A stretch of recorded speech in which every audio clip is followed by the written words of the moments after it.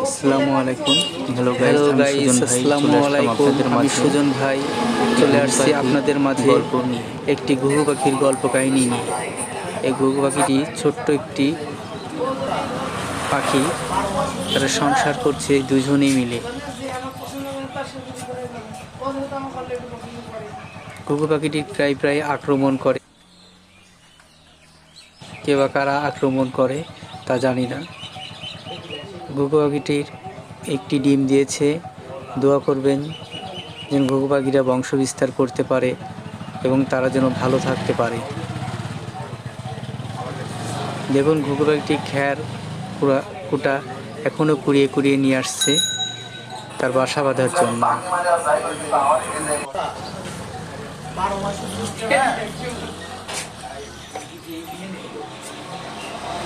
দুটি ঘুঘু পাখি কত সুন্দর,